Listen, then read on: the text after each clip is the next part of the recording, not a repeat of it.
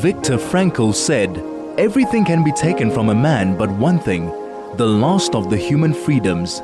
To choose one's attitude in any given set of circumstances, to choose one's way." This is Finding Human with Sue Jackson. Stay tuned for the next hour as Sue explores the human psyche, what makes us tick, and how to live better, more fulfilled and more meaningful lives. Only on 101.9 High FM. Hello, this is Sue Jackson on the Finding Human program, and my guest today is Rabbi Alon Joseph, and our topic is resilience and hope in chaos. It is my absolute privilege always to host Rabbi Alon Joseph. I'm very close to him, and so are a lot of our family. And I just wanted to tell you about something about him. He's actually a gratitude guru. And he runs many groups, and he gives talks to groups as well. He is founder and director at Live Your Part. His aim is upliftment, to bring people into the present to see what their choices are. And Rabbi Alon, how are you? Hi, Sue. Thank you so much for having me. Always such a pleasure to come in and spend time with you and the listeners. Always so grateful, and such an honor and privilege just to be in your presence as always. Alon, please just tell me a bit about what you've been doing, because I can never keep up with you with your gratitude workshops. I mean, they're just amazing. Just tell me what you have been doing since the last few months. Been very blessed as always, and we have always had a very, very close relationship with each other, and I'm very grateful for that. So as always, helping people just to get more in touch with themselves, working with themselves.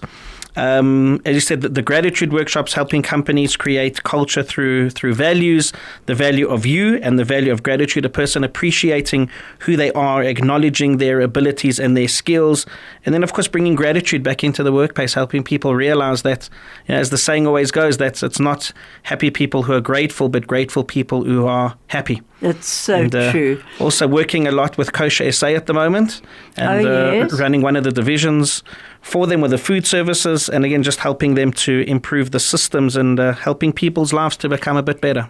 That's fantastic. And just tell me, as far as since the 7th of October and the trauma that occurred because of the terrorist attack from Hamas and the massacre, have you been called on to give different talks since then? So I have been, as we've been discussing. It's been a very interesting time. I think people are searching, people are looking for answers.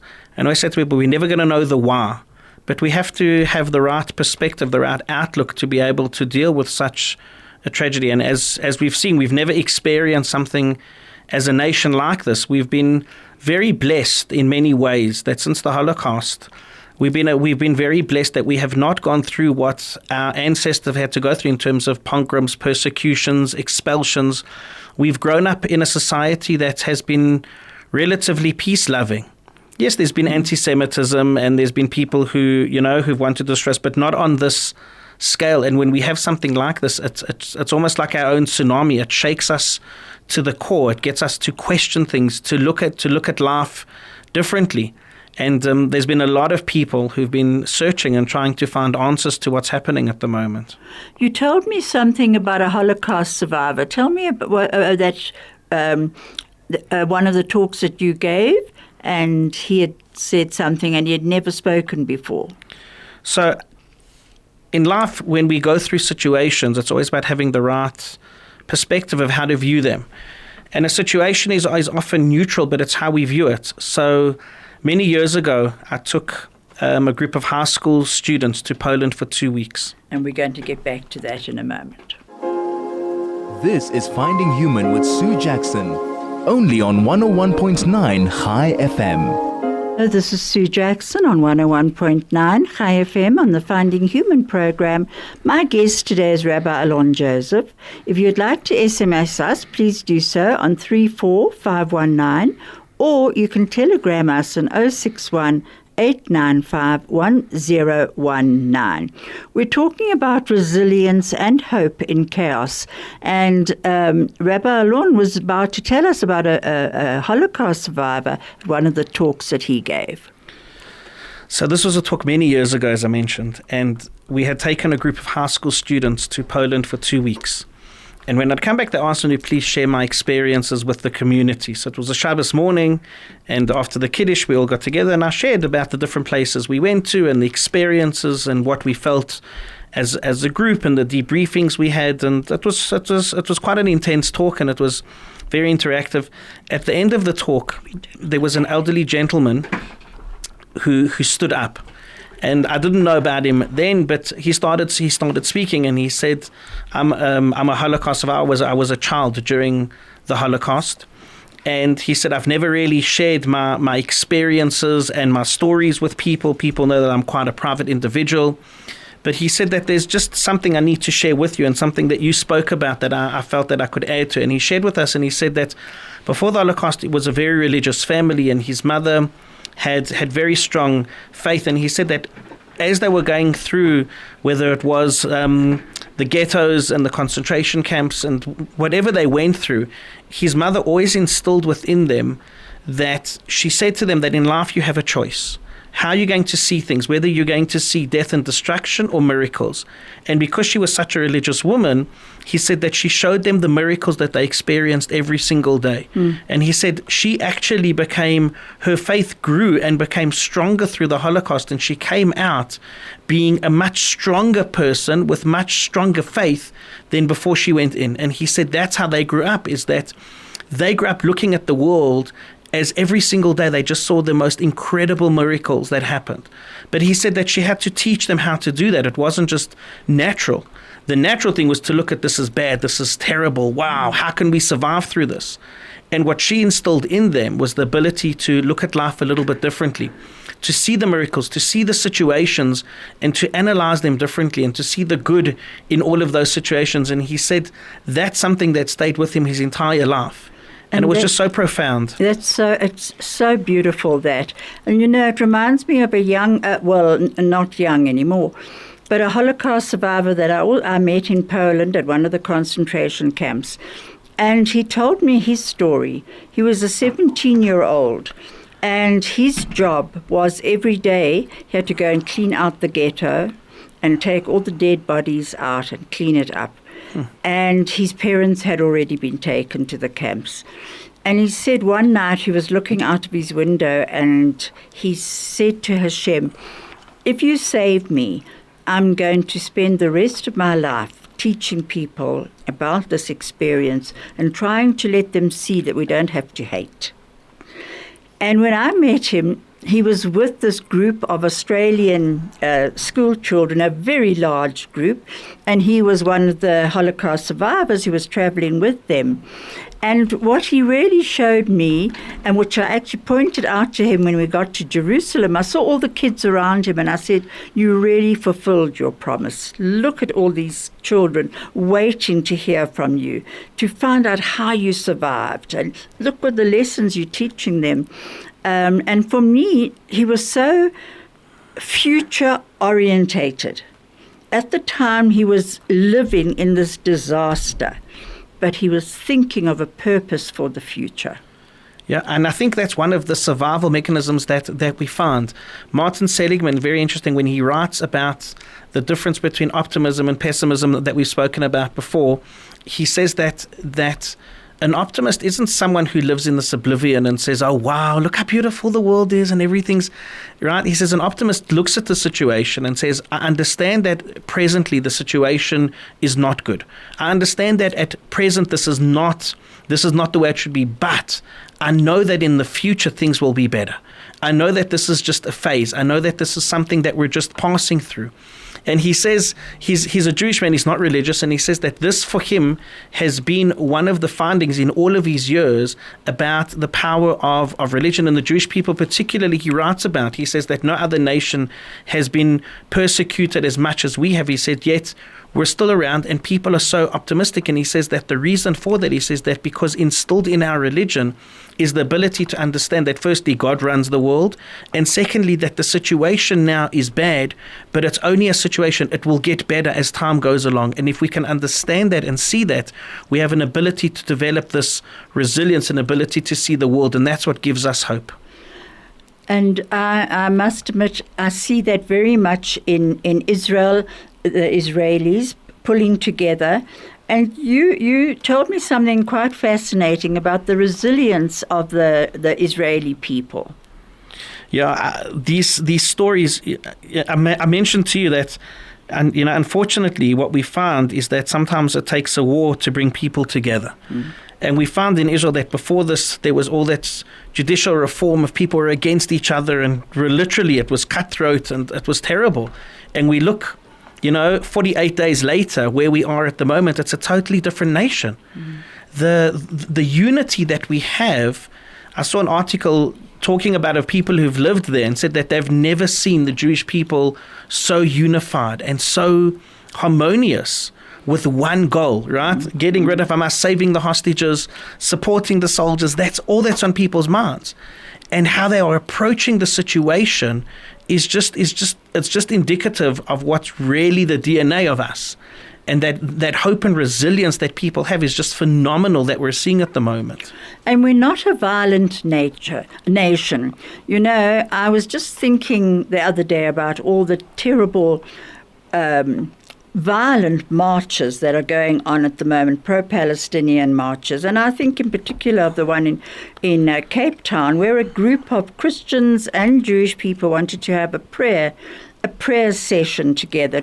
It was peaceful, but they were really violently attacked, and it had to be stopped. Now, we're not known as a violent nation. Golda Meir says, we hate war. We do not rejoice in victories. We rejoice when a new kind of cotton is grown and when strawberries bloom in Israel. We'll get back to that shortly. This is Finding Human with Sue Jackson, only on 101.9 High FM. Hello, this is Sue Jackson on the Finding Human program, and my guest today is Rabbi Alon Joseph. And if you'd like to contact us, please do so on SMS 34519 and Telegram on 061-895-1019. We're about to listen to a very short YouTube by Rabbi Lord Jonathan Sachs's daughter, and it's on We Stand Together.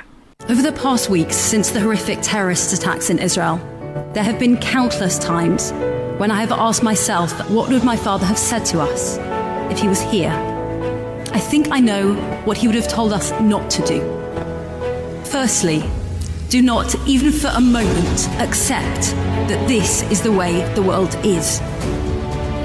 That maybe we are destined to be a people who dwells alone, a people always under threat. No, we must not accept this. And so we must protest. We must cry out. We will not accept it. This is not the way the world is meant to be, and we will constantly call that out. Secondly, do not, even for a moment, despair. Despair, my father wrote, is not a Jewish emotion. Od lo abda tikvatenu.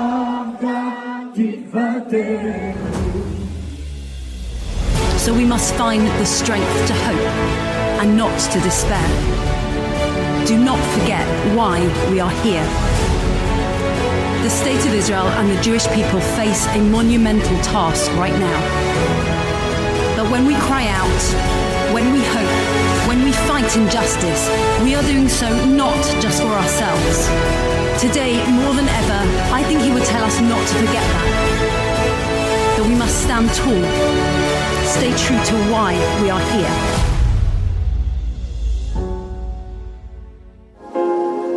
This is Finding Human with Sue Jackson, only on 101.9 High FM. Hello, this is Sue Jackson, and I'm back with Rabbi Alon Joseph, and we were here listening to Rabbi Lord Jonathan Sachs's daughter talking about We Are One. What did you think of that short YouTube, Rabbi? What can you add to that? I think her father would be very proud. I also think so. I'm proud of her. She speaks beautifully. And I think her message is true. I think that's exactly what he would have told us. Those two messages of, one, this is not the way that it is, and two, of don't despair. Despair is not a Jewish emotion. It's not something we get caught up in a situation and think, it's the end.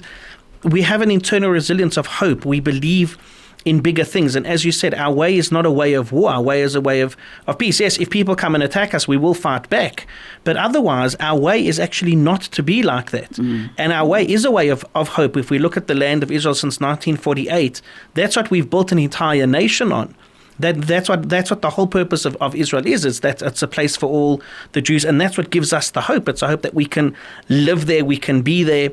Sometimes we lose our ways and we need reminders of these things. But if we look at it, that's exactly what we find. It's a land of hope. And we look at what it's produced and the people who have come there. And I think that's what hope is. Hope is the ability to see things differently. Hope is the ability to believe in greater things. It gives us that ability to say, wow, what the situation is now might seem hopeless, but we have hope for something bigger. And, I think even our defense force in Israel, the IDF, are taught very differently to how many other armies are taught. Many other armies are taught to stand on hatred, literally, for the other, and to conquer them and to loathe them and to never get on with them and what have you. But Judaism is more. In the army, they teach more about the stories of the Maccabees, of Yeshua, of Moshe. Do you agree with me?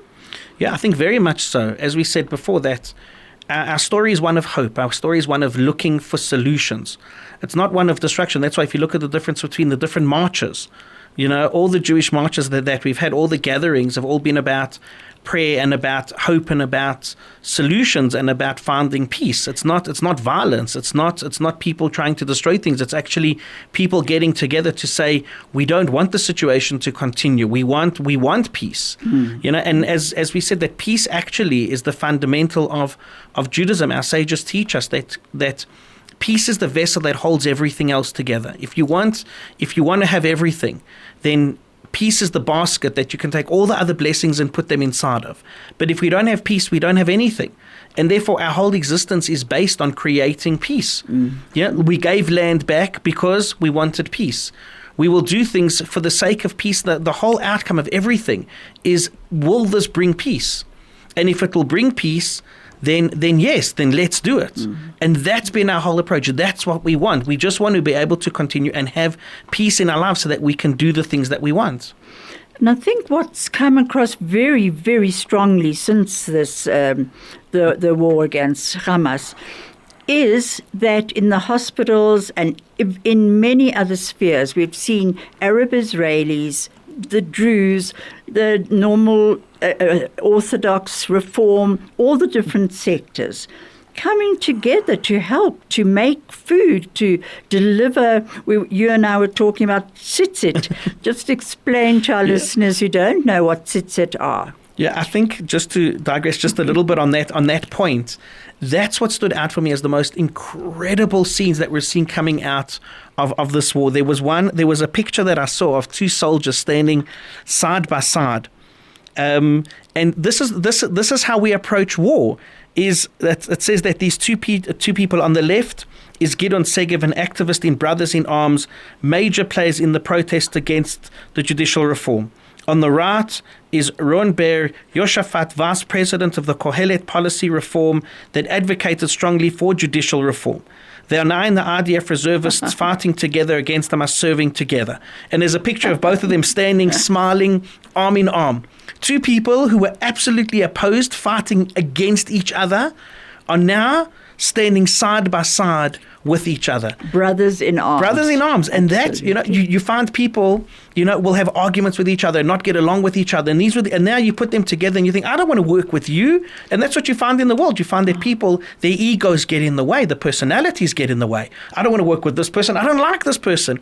And here you see this picture of two people who were opposed to each other are now standing, smiling, hugging, genuine love for each other because they understand there is a greater threat at the moment and we put our emotions aside. We put everything aside for the greater good. That for me was the most amazing thing. And those are the scenes we're seeing. We saw secular Israelis in Tel Aviv were one of the best pictures I saw was this restaurant owner who was kashering out his entire kitchen, making it kosher. So it wasn't a kosher restaurant? No, it wasn't a kosher restaurant, but he wanted to send food to the kosher soldiers, so he cleaned his entire kitchen so that he could make it kosher. There were all these type of scenes, kind of thing, like these are people who might have been anti-religion, and now all of a sudden they say, no, there's someone who's coming against us. It's not about my own personal beliefs. There's a greater good.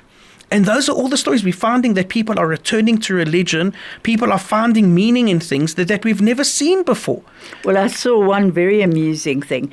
There was a man, and he said himself, he's full of tattoos. But they're not just black and white tattoos. They were actually beautiful sort of rainbow colors down his whole arm. And there he was, wrapped with a tefillin all round, which the tefillin are leather straps, which Rabbi Alon will explain to you in a moment if you don't know what they are. But there he was, wrapped with these tefillin around his arm, and in between where the straps were going, you saw his bright tattoos. And I loved it. And he said, I've never done this before, but he said, I now want to show that I'm Jewish. So he also had a very big Magen David, a Star of David, which he had never worn before. And then I came across this, and it was from one Jewish site. I don't know who actually said it, but it said, we may be the smallest nation, but we have the largest army in the world, roughly 18 million soldiers, all doing what we can to protect and help Israel. What other army can compete with that? Yeah, there was another great one. I don't know if you saw. Also, it said, someone asked someone, do you have any family in Israel? And they said, yes, 8 million of them. That's beautiful. And I think that's how we view it, is that we view it as that these are our brothers and sisters. This is what it is. It's not just like, I know someone there. No, I feel for them, and I want to help them. And that's what we've seen. The outpouring of love from around the world has just been unprecedented. I was telling you earlier that I saw that there was a group in America that wanted to fundraise for Israel. So people flew in literally from all over America, and within 90 minutes on the phone of phoning people, they had managed to fundraise $380 million. Good heavens. In 90 minutes. There was another guy who was fundraising $250,000 to be able to buy 250 pairs of tefillin for secular soldiers who'd never put them on, who had now committed themselves to putting them on. So just to explain about the tzitzit and the tefillin that you asked. So tzitzit are fringes that we wear on a four-cornered garment, and it is to remind us that the Torah speaks about that when a person looks at the tzitzit, it reminds you that there is a God in the world. It reminds you of the mitzvot, of the commandments that Hashem has given us that we have to fulfill. So it's a constant reminder, but it's also a form of protection. And in Israel, when the war started, all the soldiers wanted, they said, we have two vests. We have a bulletproof vest, and then we have another vest. And they were calling the tzitzit that they were wearing, they were calling these garments, they were calling them their ultimate protection. And they all wanted them. They'd never done it.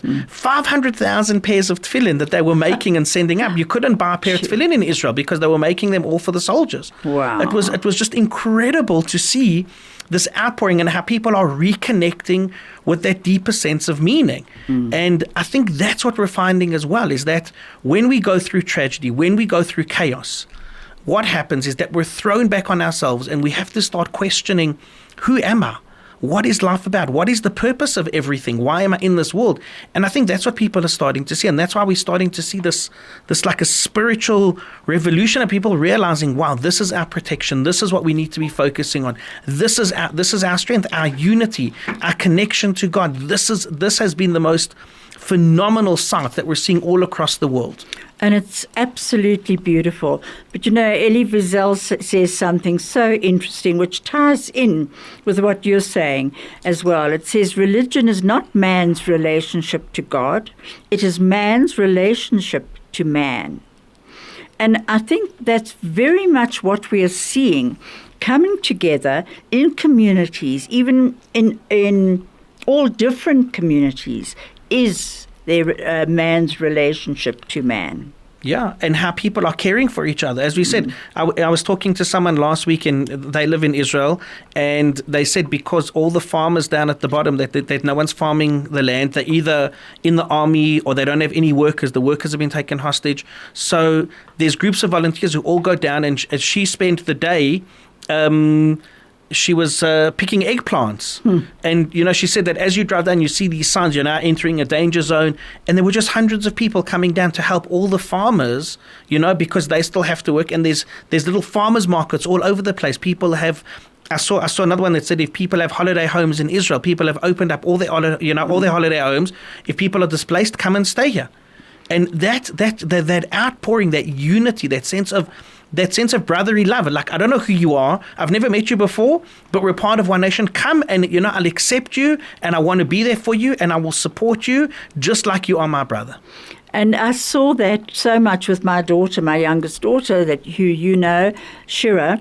She was here when the war broke out, and her husband said, please just stay there, with the kids, and it will probably be over soon. Well, that within 10 days, she said she can't stay here anymore. She's got to get back. She has to get back to Israel. Anyway, what you say about the farmers this week, she sent photos of her and her husband, Jordan, picking tomatoes. Wow. And at a farm which used to have Thai workers there who had left since the war, and they were picking all the tomatoes. So, everyone has found a purpose in this time, no matter what the age has been. Some older women are knitting hats or caps because it's going to be very cold up north at the moment, wherever, north or south, it's cold. And there was a picture that I saw of a woman trying to teach an old man how to knit.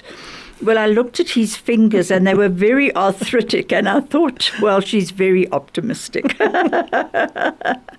Now, Alon, you told me about grit. I want to tell our listeners that when you tell me something, unfortunately, you give me a lot of homework to do because I hadn't heard about grit before. So please tell me about grit.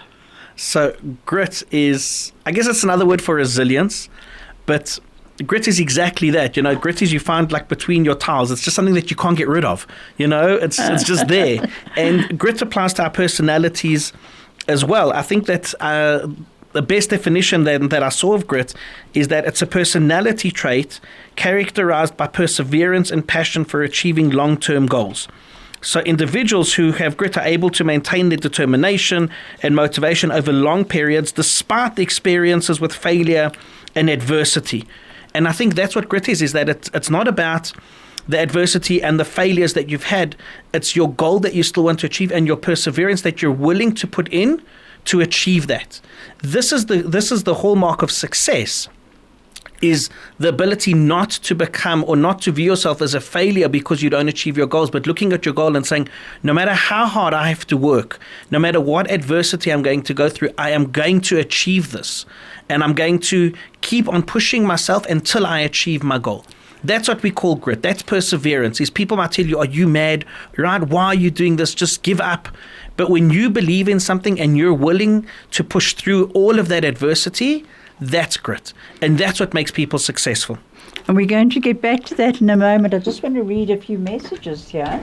Just hang on. I've just got to bring this a bit closer. Mary Ann says, hello, Sue and Rabbi. I love the reference to growing strawberries as a way to move away from the horror and despair and to look at the miracle in the ordinary. Mary Ann from Northcliffe. Thank you, Mary Ann. I absolutely agree with you. The miracle in the ordinary. And then this says, Bibi must resign now. He is as much... okay, that was not for me, I don't think. That was for Howard. Okay. I'm pleased about that. I thought, did we mention Bibi?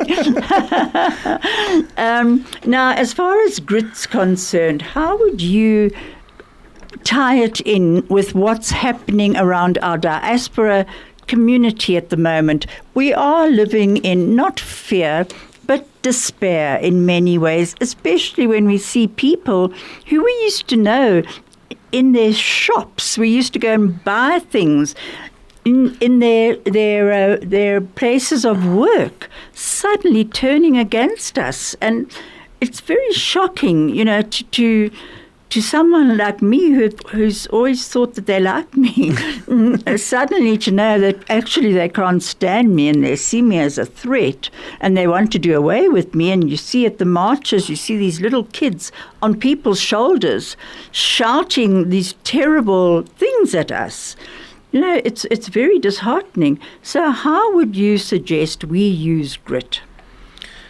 It is very disheartening, as you correctly said, but it also shows us people's true nature. And sometimes, we look at this and go, I thought something very differently about you. And I think it does remind us of many stories of pre-Holocaust days and the Holocaust itself. I think there's many similarities of people said, no, these people are my friends. I'm next door neighbors with them. They'll never do anything bad to us. But we have to know that what we see is not always what's true. And I think that this does show us people's true colors. And it does, it says that adversity does show you who your true friends are. When you're going through hard times, who's really there and who really stands by you. And I think we're starting to see that people who we didn't suspect, I thought you liked me and you don't. The people I thought you didn't like me and you actually do. It just shows us people's true colors and and it is something we have to be cognizant of and realize. But how do we deal with it as well? How do we find coping mechanisms? So I think that, as we said, that resilience or grit is the ability to adapt and cope with stress and adversity and trauma. So how do we cope with it? Is that we see that there are ways. We see that resilience gives us the ability to do that. So how do we go about it? What are some of the practical steps that we can take?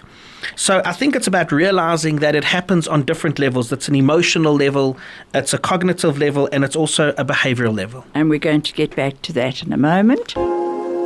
This is Finding Human with Sue Jackson, only on 101.9 High FM. Hello, this is Sue Jackson on the Finding Human program.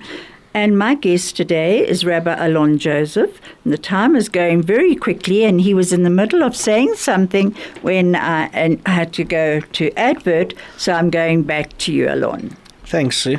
So we were just talking about coping mechanisms and skills that we can have, and we were just saying that resilience can come through different ways. Firstly, we said is that resilience is the ability to adapt and cope with stress around us. So we know that we have this innate ability that we do, that we have these skills inside of us, but sometimes we have to know how do we deal with it.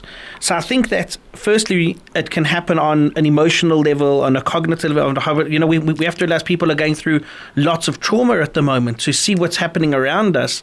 If you read the news, and some people are very, news orientated, and they're on their phones the whole day looking at this and looking at that, and it can play on a person's mind the whole time, and we have to be very careful what we expose ourselves to.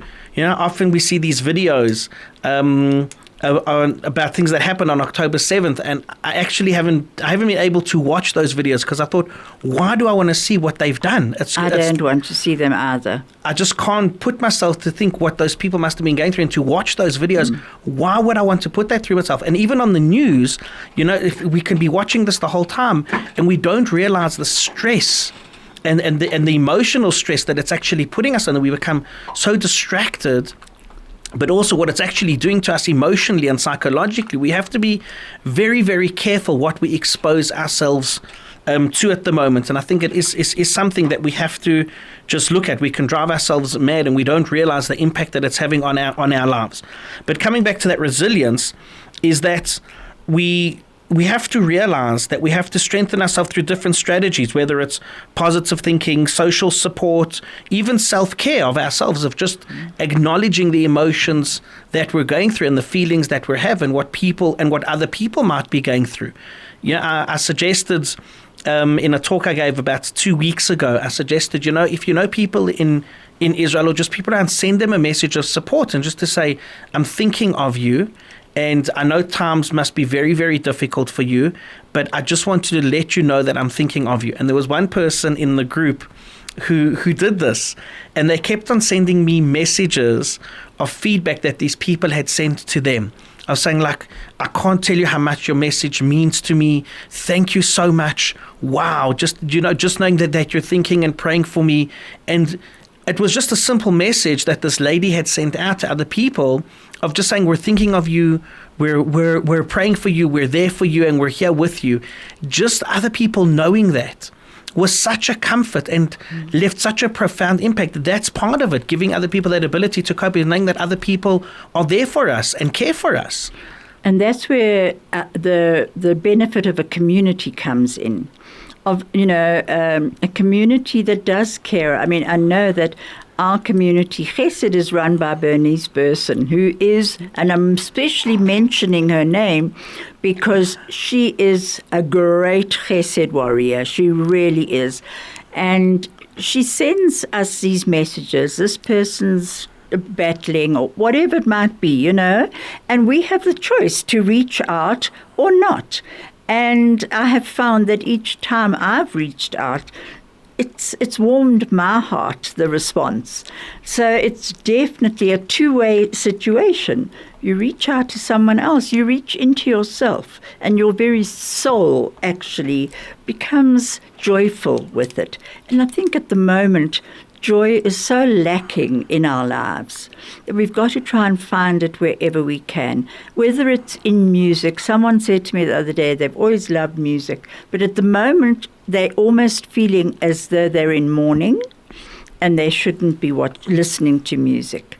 And I asked what music meant to them, and they said music actually made their souls sing.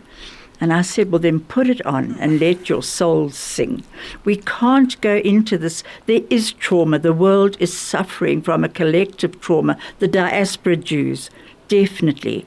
And we can't give in to that. We're not those sort of people. When when I read up about it, it said to be gritty is to keep putting one foot in front of the other. To be gritty is to hold fast to an interesting and purposeful goal. To invest in today, week after week and year after year. Yeah, and I think that's what it is. I was talking to so many people as well, and they, asked them, how are you coping? No, I'm down and I'm depressed and it's affecting me. And I said, we're not fighting the war. We're not on the ground fighting the war, but we have the ability to help them. But if I'm going to be down and depressed, I don't have those skills and those abilities to do that. I've got to look within myself and say, you know what? I'm not going to let them win that war. I'm going to show them that I have this resilience. You're going to try to come and destroy me. I'm not going to go down without a fight. I'm not going to give in. When we become depressed and downtrodden, then they're already winning. Absolutely. And we have to say, you know what, I love, put that music on, put it on even louder, feel that joy even better, and say, you know what, not only am I going to live even better, I'm going to live even better than what I was doing before. I'm going to show you that you're not going to be able to get me down. You're not going to win this. That's what we find in Israel. We look at, all these images coming out. It was so interesting to me that in the army, how many people have got married at the moment. And yes, we're fighting a war on one hand. Wasn't that beautiful? And on the other hand, there's engagements. There's wedding on the bases all the time. They're bringing families in to celebrate these weddings. And you think, but you're in the middle of a war. I doubt in Ukraine and Russia they're having these celebrations of war, or people getting married at the moment. I don't know, maybe they are. But you look on our side, you look at the way that we deal with things, we approach life so differently. We say, you know what, you're going to come and destroy us. Not only are we going to fight against you, but we're going to start rebuilding. Right now. And we're going to do it now. We're not going to wait. And there's weddings on the basis while people are in the middle of a war. We're going to get married. We're going to show you how we fight our war. And that's what we have to do. We have to have that same approach to our lives as well. There's a war that maybe I'm facing on a daily basis of difficulties in my own life. Maybe it doesn't have to be, a war that Israel's facing at the moment, but every single day we're facing a war in our own lives, and we have to have that same resilience to face those battles every single day.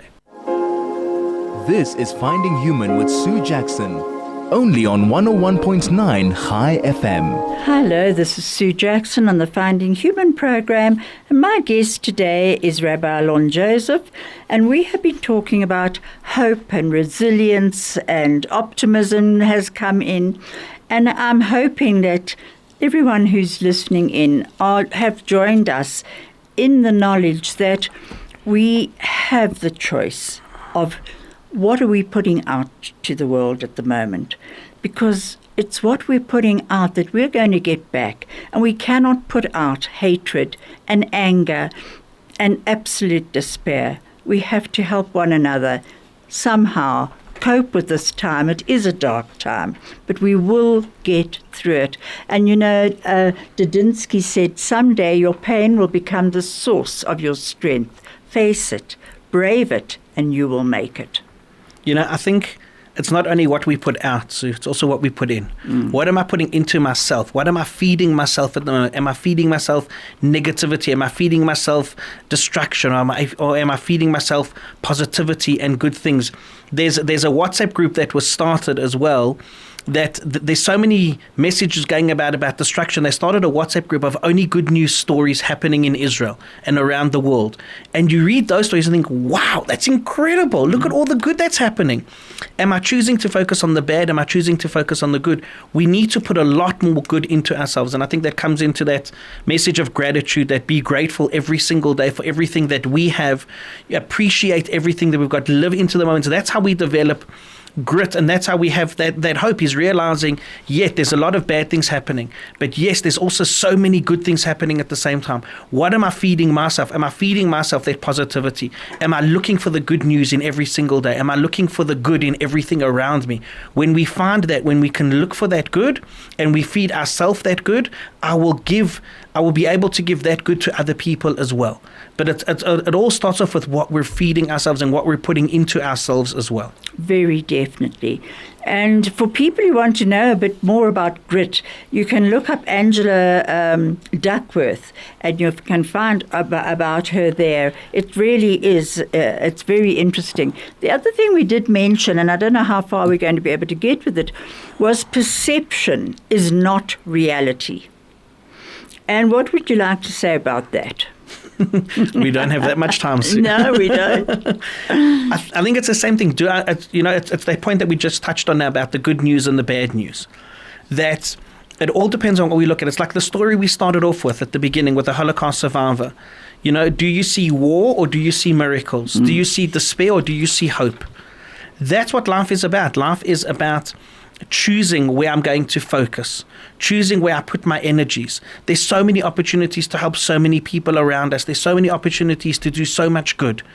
But if I'm going to think that the reality of a situation is bad, I'm never going to see that. Reality is what we make of it. Reality is what we're willing to subject ourselves to and to see within ourselves as well. And I think that needs to be our message, the message of hope, the message of resilience, the message of that we will get through this and we will come out stronger on the other side. All challenges we go through, we grow through. And if we can grow through this and we realize and we learn the messages from it, then we become better on the other side of it. And I think it's about looking for those opportunities. And we can help each other find those opportunities, because so often I have seen that some people are in a very dark place, and it is up to each of us to reach out to one another when we see that the one is floundering, not to become like, oh, you'll be fine, but find out, why are you floundering? How can we help you? And be there for them, because sometimes the perception is that the whole world is collapsing. Yep. Someone said that to me just last week. They said, you know what, I don't even feel like getting up anymore during the day or at any time because the world's collapsing anyway. So I said, so are you going to collapse? It happens to have been a friend of mine, so I could say this. So I said, so are you going to collapse with it, or are you going to stand up with the rest of us, shoulder to shoulder, and soldier on? Yeah. And, we both had a good laugh about that, because it was a case of, no, I was not going to let her actually decide she's staying in her bed under her duvet. I had some friends riding the 94.7 on Sunday. Oh, yeah. And the one friend said, the last 10 kilometers, he just hit this brick wall and he just felt he couldn't go. And his friend was next to him, and his friend just encouraged him and pushed him and said, keep on pedaling, let's go, we can do this. And without that encouragement, he never would have finished. Oh. And I think that's our message as well, is that sometimes we can support others and sometimes others will support us. But if we're there together and we're working as a nation, as a unit, we will always be successful. We will always achieve our goals. Wonderful. I'm being told to wrap up. You're going to be listening to a song, Cry No More.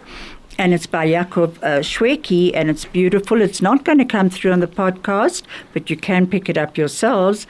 I'd like to just say thank you so much, Alon, for being on my program, Rabbi Alon Joseph. I always enjoy having you, and the time always shoots past quickly. I want to just end with this little saying that Marcus Aurelius said: dwell on the beauty of life, watch the stars, and see yourself running freely with them. Thank you so much, and thank you, Craig, thank you, Makundi, and thank you, Vusi.